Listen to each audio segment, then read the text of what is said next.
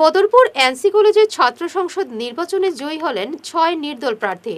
GS পদে Mustafa Ahmed, vice president Manjurul Haque, AGS Martuza Alam, assistant cultural secretary Azad Khan, girls common room secretary Parshia Laskar এবং magazine secretary AF Sadiq.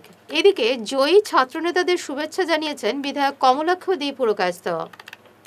Nabinchandra কলেজের দ্বিতীয় পর্যায়ে ইলেকশনে আমরা ৬টি পদে জয়ী হয়েছি।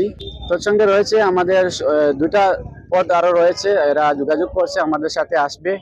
তো যে ৬টি আমাদের সঙ্গে আজকে আমরা বিজয়ী হয়েছি, এই ৬টি GS, BP, magazine, assistant culture, girls Commons room আমাদের সঙ্গে রয়েছে, এজিএস রয়েছে।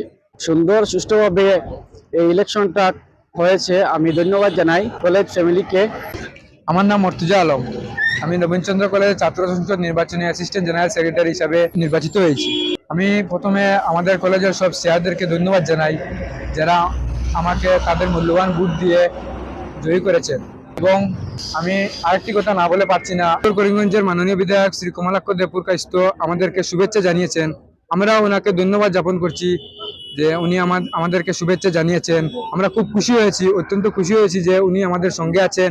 ওনাকে নিয়ে আমরা কলেজে যেসব সমস্যা আছে সব সমস্যা সমাধান করার চেষ্টা করব। মুখ্যমন্ত্রী উনি কমলাক্ষ দে পুরকায়স্থকে কাটিগড়া হিসাবে দায়িত্ব দিয়েছেন। আমরা আশা করছি যে আমাদের যত প্রবলেমগুলো আছে সব নিয়ে ওনার কাছে ডিসকাস করবো, যাতে আমাদের কলেজের সমস্যা সমাধান করা যায়। ধন্যবাদ জানাই নবীনচন্দ্র কলেজের সকল ছাত্রীদের, তার সহিত আমি পুরো টিমকে আমি ধন্যবাদ জানাই যেভাবে সুস্থ সবলভাবে যে ইলেকশনটি সম্পন্ন হয়েছে। এরা জিএস, বিপি, এজিএস আরো বিভিন্ন পদে নির্বাচিত হয়েছেন, তাদেরকে আমি ধন্যবাদ জানাই। আমাকে কমলাক্ষ দে পুরকায়স্থ তাদেরকে শুভেচ্ছা বার্তা পাঠিয়েছেন, তাদেরকে বলেছি তাদের আরো মনোবল বেড়েছে।